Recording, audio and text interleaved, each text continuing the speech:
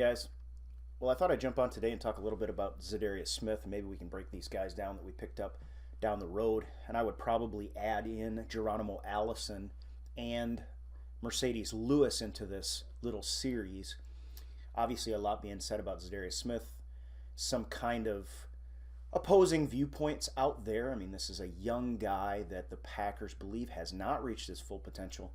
Just thought I'd talk about that a little bit today, break down his background a little bit, go through his career numbers just briefly, and then go to the tape. And I picked out a play, Ravens against the Titans of all things, and so we'll talk about that. We'll break down a play down the road. I do want to put this disclaimer in. Anytime I break down a play, we all need to remember it's just one play.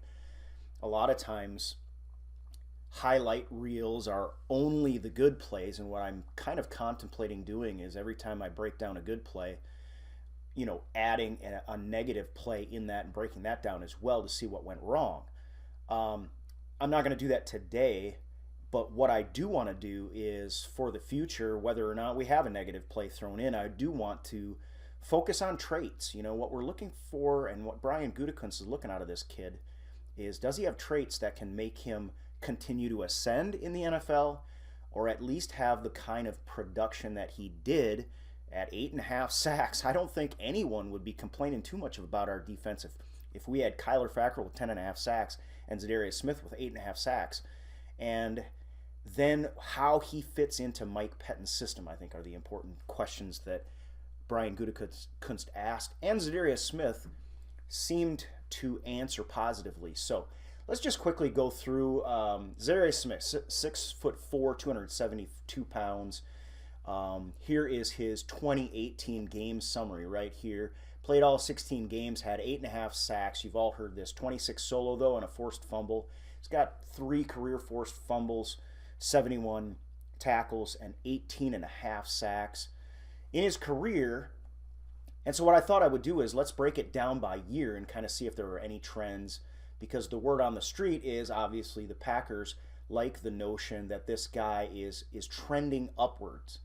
And so that's what we're kind of looking for out of him. And hopefully we're going to get an even better version of Za'Darius Smith than we saw in 2018 with the Ravens. Okay, so let's go to 2018. I mean, I'm going to break down actually the games, not the entire career. And so what you're seeing here is the season breakdown for the Ravens. And let's just go through it. Obviously, some of you are going to be listening to this. I'm going to strip the audio and make a podcast, so we're going to have to talk through it pretty carefully.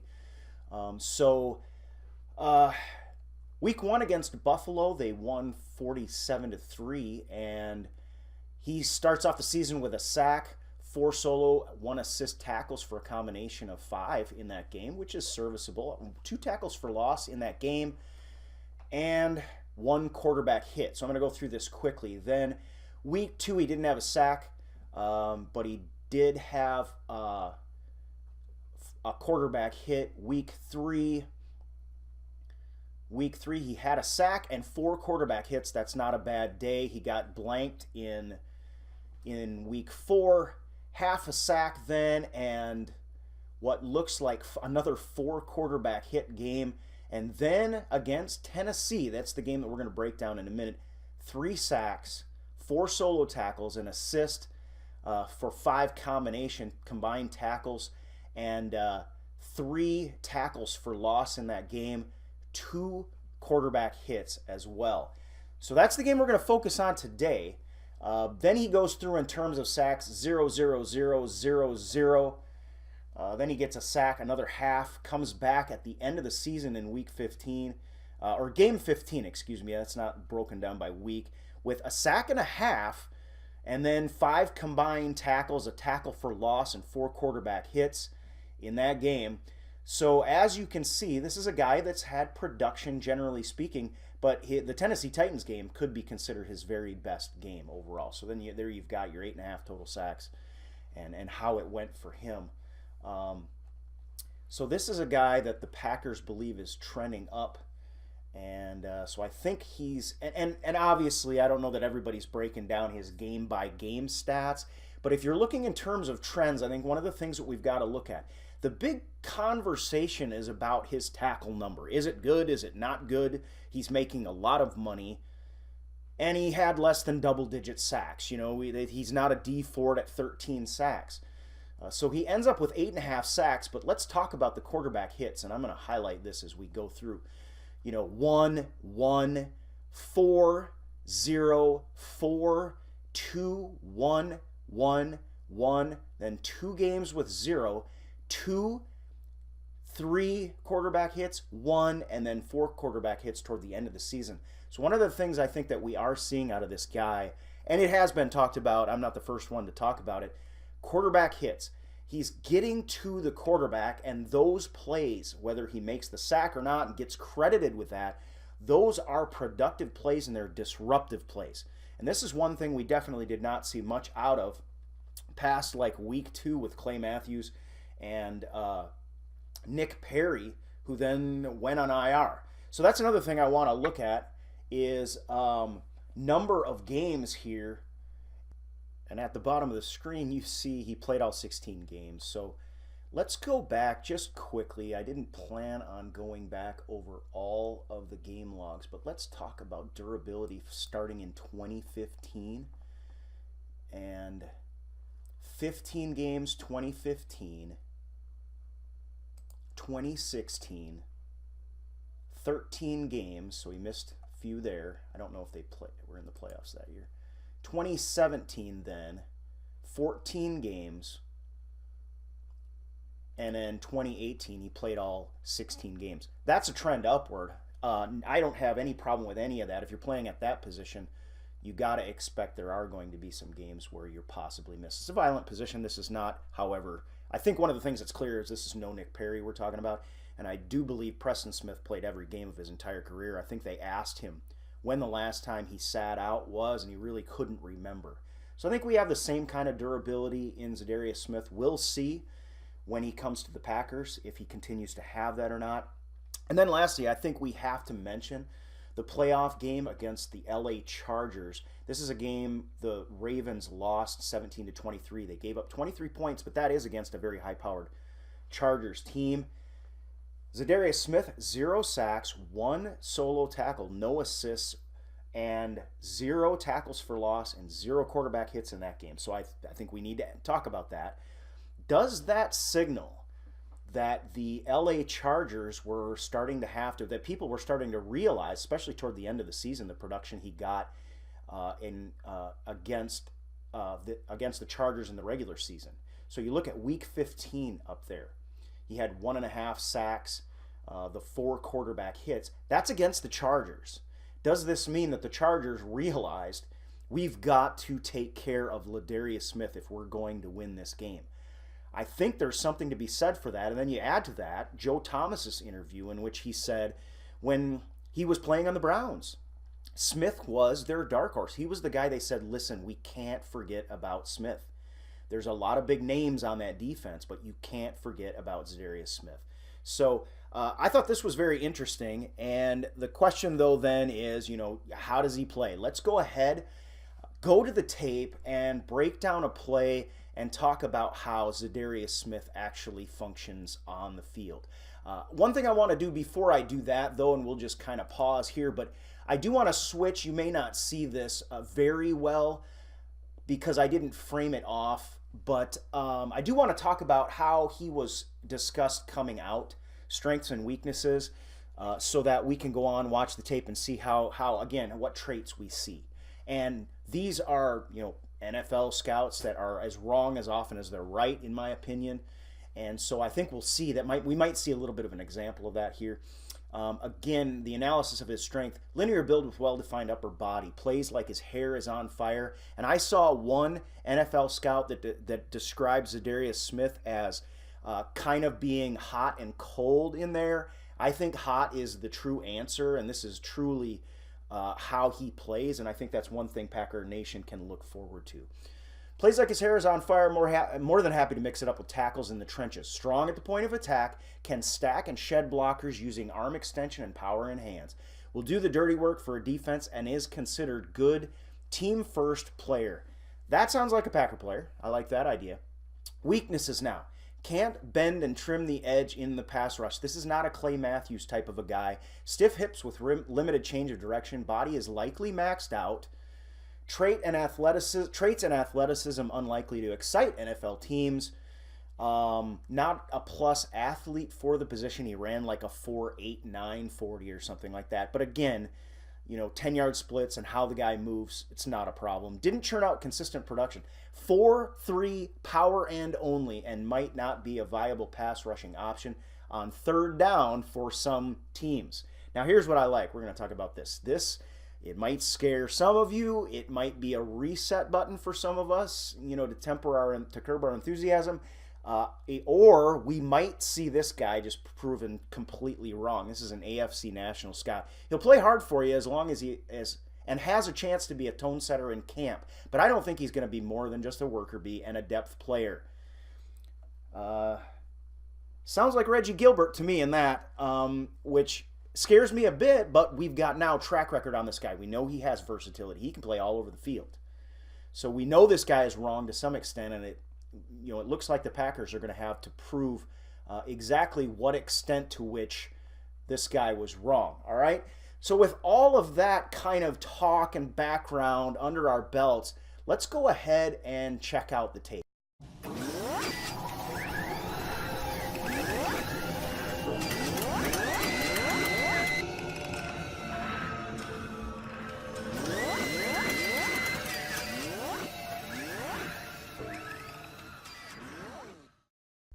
Okay, guys, so as you can see, this is Ravens versus Titans. Ravens 14 to nothing. 8 minutes to go in the second quarter. The Ravens at this point already have, are about to get their 5th sack. And as we know, Za'darius Smith with more than half of those in this one single game. Probably his best game of the year. And 3rd and 13, ball on the 40-yard line. And I realize this is really not going to be so much of a play breakdown. I just want to watch this guy for traits. I think I talked about that a little bit. But I'm not going to talk about everything else that's going on in the defense this particular time. What we're going to do is see traits in Za'darius Smith as they show up on the field. So I'm going to go ahead and run this in real time. And then we'll slow it down and describe it, especially for those of you who are listening, and see what we get out of this kid. Young guy, a lot of potential. Let's see what happens here. All right, I'm going to pause it right there. And so what you have is Smith is in a 3-point stance, right side of the line. And he's playing against Marcus Mariota, who is far from an elite quarterback, but he is really dangerous on the ground. So this is a guy that you've got to get home, you've got to get to the ground, or he can be dangerous. And he had some rushing yards in this game as well. So I'm going to go ahead and run it, and let's see what we get out of this kid. Again, he is highlighted right here, and you'll see number 1, motionless, real disciplined, but very, very quick off the ball. I think we see really, really good anticipation out of this guy. And, guys like D Ford were criticized for that, especially in that playoff game, made a difference. So at the snap, really quick off the ball, nice low shoulder pads, immediately gets into the chest plate of the guard, gets him off his spot. And then in this particular play, this ends up as a strip sack, okay? That's how fast it went for Za'darius Smith this time around. I'm going to turn the slow-mo off and talk about it for a second. And again, what you're seeing is traits played out, really important ones. You're seeing a guy that can keep his pad level low. He was criticized for his pad level being a little too high at times. And I do think this was maybe borderline. Maybe you'd like to see him be able to stay a little lower longer. But quick off the ball, good snap anticipation, and just a high motor, a guy that doesn't quit. He gets immediately into the guard. We'll see in a minute, the Titans have this play picked up, but the guard just can't keep up with the quickness of Za'darius Smith. Gets skinny to the hole and then directly to the quarterback. And again, we've been talking about this, especially in a Pettine-led defense. Quickest way to the quarterback is through the middle of the field, just like the quickest way to the end zone is through the middle of the field on offense.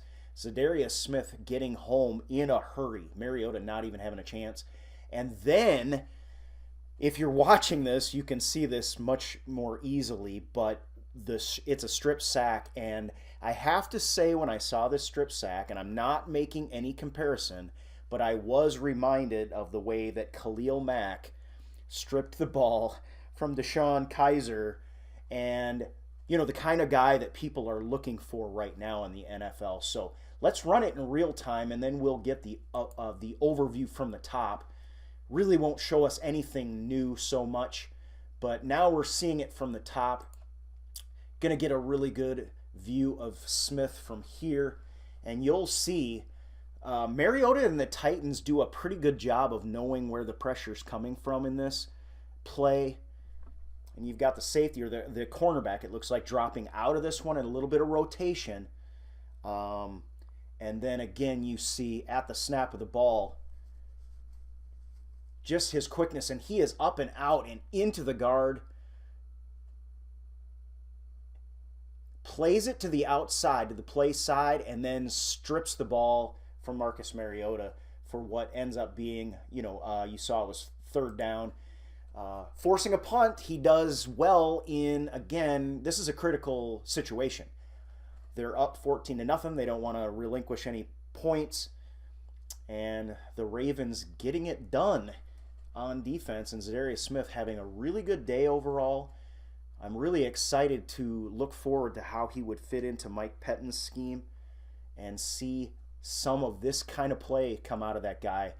This is a team that has now Preston Smith as well, Daniels coming back healthy, Kenny Clark, a top interior D lineman, a pretty good coverage backfield if King can stay healthy. Hopefully we can bring Breeland back at the right price. Better safety play. We've taken a major upgrade with Adrian Amos, I think. And a draft pick now that I would not be surprised doesn't pair a guy like Devin Bush with Blake Martinez at the interior position.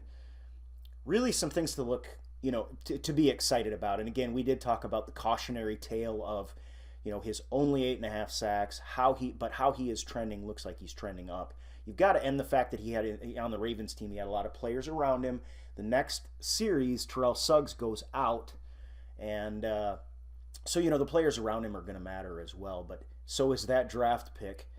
I do think with the way that the contracts, and I talked to you yesterday about kind of expanding our thought on pass rusher rather than necessarily edge rusher.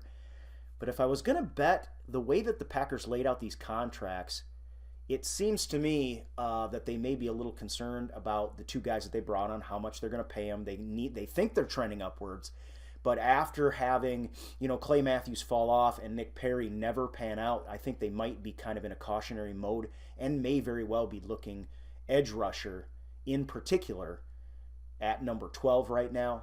But again, I think with Za'darius Smith there and Preston Smith brought on, they do still have that flexibility. Well, guys, I wanted to get this up before I go live today, so I'm going to go ahead and call it a day. Hope you enjoyed it, and I'm interested in your comments. We will talk to you again soon.